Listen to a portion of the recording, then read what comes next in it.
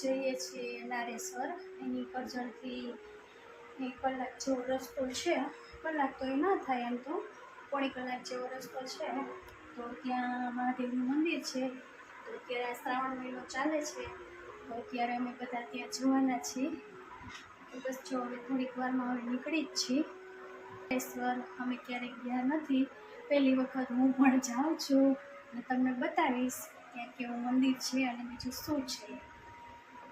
તો ચાલો આપણે નીકળીએ નારેશ્વર જવા માટે. અમે અત્યારે નારેશ્વર જવા નીકળી ગયા છીએ. બધા સાથે જઈએ છીએ, 4 વ્હીલમાં જઈએ છીએ. જો તમારે કરજણથી નારેશ્વર જવું હોય તો 30 કિલોમીટરનો રસ્તો છે. વડોદરાથી જવું હોય તો 60 કિલોમીટરનો રસ્તો છે.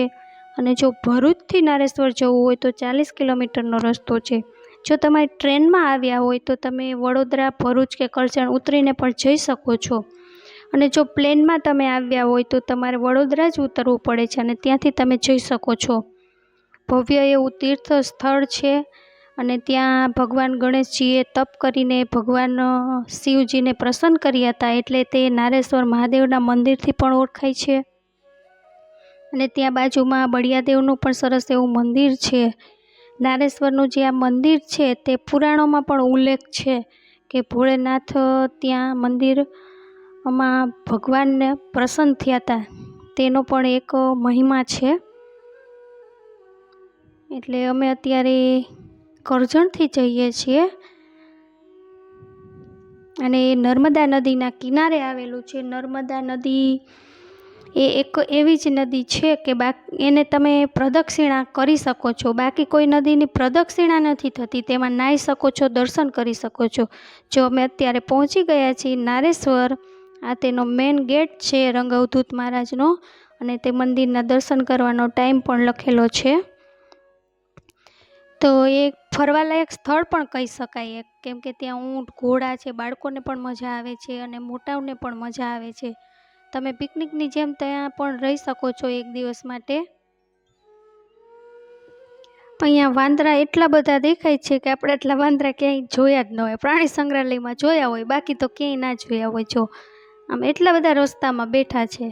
અહીંયા કેમ કે બધા ઓલા ફ્રૂટ નાખતા હોય ને, એટલે અહીંયા એટલા બધા ભેગા થાય છે. કેળા ને પપૈયા ને કેટલું બધું ફ્રૂટ અહીંયા નાખે બધા. એટલે જો બધા કેટલા ફેમિલી સાથે આવ્યા છે. આમ આપણને કાંઈ ના કરે, આપણે હાથમાં જો કંઈક ખાવાની વસ્તુ હોય તો લઈને ભાગી જાય, નહીંતર તો કાંઈ કરતા નથી, એમ હેરાન ના કરે આપણને. જો અહીંયા ઝાડ ઉપર કેટલા બધા બેઠા છે. હવે અમે અહીંથી સૌ પ્રથમ રંગઅવધૂત મહારાજના મંદિરમાં જવાના છીએ અને ત્યાં જવા નીકળી ગયા છીએ. આમ સીધા સામે જઈએ તો નદી આવે છે, એટલે બધા પહેલાં એ નદીમાં સ્નાન કરે અને પછી મંદિરના દર્શન કરે. જો આવા અલગ અલગ સ્ટોર છે. આમાં આંબલી છે, ખાવાની પણ બધી વસ્તુ ત્યાં મળે છે. બધા અલગ અલગ આવા સ્ટોર છે. બધા લોકો નાસ્તો પણ કરે છે. આખો દિવસ તમે રહ્યો અને જો જમવાનું સાથે ના લાવ્યા હોય તો તમે ત્યાં જમી પણ શકો છો. સરસ એવી વ્યવસ્થા છે. જા કેવા બેઠા છે આરામથી.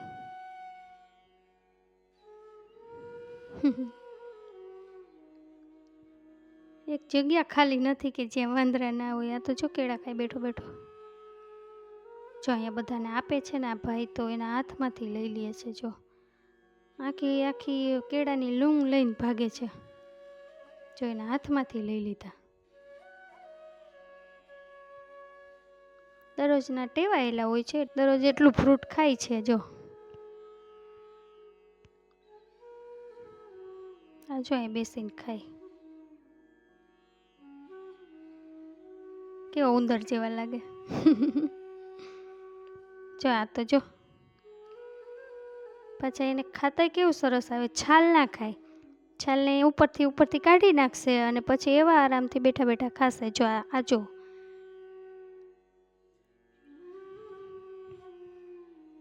ફોલે તો જો એની સ્ટાઇલ તો જો ફોલવાની. હવે અમે પહોંચી ગયા છીએ રંગઅવધૂત મહારાજના મંદિરની અંદર. તેમનો પણ એક ભવ્ય ઇતિહાસ છે. તે ત્યાં પોતાનો સંસાર છોડીને ભગવાનમાં લીન થઈ ગયા હતા અને તેમના ગુરુ વાસુદેવાનંદ સરસ્વતી હતા. અને ભગવાન દત્તાત્રેયના પંથને તેણે આગળ વધાર્યો હતો. અને ત્યાં પોતે કવિ પણ એક હતા સરસ એવા, અને ભજન પણ સરસ એવા ગાતા હતા. આ જો એનો મેન ગેટ છે, ત્યાંથી જવાનું છે. એક બાજુ જવાનું ને એક બાજુથી નીકળવાનો એવો રસ્તો છે.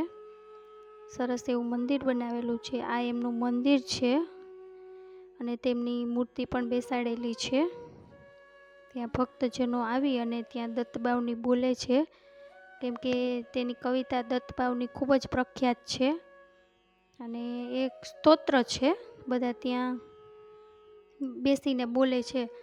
અને આ સામે જો આ મંદિર છે ને, એની માતાજીનું મંદિર છે, તે પણ સરસ ભવ્ય બનાવેલું છે. અને બાજુમાં સરસ શાંતિકુંજ બનાવેલું છે. તેમાં રંગઅવધૂત મહારાજની જૂનવાણી જે વસ્તુઓ પોતે ઉપયોગ કરતા હતા એ બધી વસ્તુઓ અંદર રાખવામાં આવેલી છે. અને એટલે કે એક મ્યુઝિયમ જેવું બનાવેલું છે. બધી વસ્તુ સાચવીને ત્યાં રાખી છે. અને એની બાજુમાં અવધૂત પુસ્તક ભંડાર છે. ત્યાં બધા તેના ઇતિહાસના બધા પુસ્તકો છે, દત્તાત્રેયના પુસ્તકો છે. અને ત્યાં પૂજાના બધા વસ્તુઓ પણ મળે છે. એ બધું ત્યાં મળી રહે છે. અને હવે અમે જવા નીકળ્યા છીએ નર્મદાના કિનારે. જો આ મંદિરથી નીચે પગથિયા બનાવેલા છે. નદી એટલી નીચી છે, કેમ કે આ મંદિર પહેલાં તો નીચે જ હતું, પછી પાણી અંદર આવી જતું એટલે મંદિરને ઉપર લઈ ગયા છે. અને ઉપર એ સરસ બનાવ્યું છે. આવું કાંઈ પહેલાં હતું જ નહીં. જો અમે આટલું ફેમિલી બધા સાથે ગયા હતા. અને પાણી પણ એટલું સરસ ચોખ્ખું છે, જો આપણા પગ પણ દેખાય છે નીચે, એટલું સરસ ચોખ્ખું પાણી છે. અને જો આખી નર્મદા નદી છે, એની આજુબાજુમાં બધા લોકો પ્રદક્ષિણા કરે છે. તેની પણ સરસ વ્યવસ્થા કરાયેલી છે કે લોકો આજુબાજુમાં આખી નદીની પ્રદક્ષિણા કરી શકે. અને લગભગ બધા આશ્રમ આ નદીના કિનારા ઉપર જ બનાવેલા છે, એટલે લોકો ત્યાં જઈને એની પ્રદક્ષિણા કરી શકે છે. અમે બસ જો હવે ત્યાંથી નીકળીએ છીએ અને પગથિયા ચડી છીએ. પગથિયા ઘણા છે એટલે ધીરે ધીરે ચડીએ છીએ. પગ પલાળ્યા હતા. અમે નાહ્યા તો નહોતા કોઈ, કેમ કે એટલો ટાઈમ નહોતો નાહવા માટેનો. એટલે હવે જો અમે ઉપર જઈએ છીએ. જો અહીંયાથી આ રસ્તો અને આજુબાજુમાં જે બધા મકાનો આવે છે ને, એ બધા મકાનો રહેવા માટેના છે. જો આ ફ્લેટ દેખાય છે આજુબાજુમાં, એટલે તમે વધારે ટાઈમ રહેવું હોય તો તમે ત્યાં અગાઉથી બુકિંગ કરાવીને પણ રહી શકો છો. જો આ સરસ આવા ફ્લેટ છે, મસ્ત મસ્ત. વ્યવસ્થા એટલી સરસ છે કે તમે 1 મહિનો પણ રહી શકો છો. જો આ ઊંટ જો, તે ઊંટની સવારી પણ લોકો કરે છે.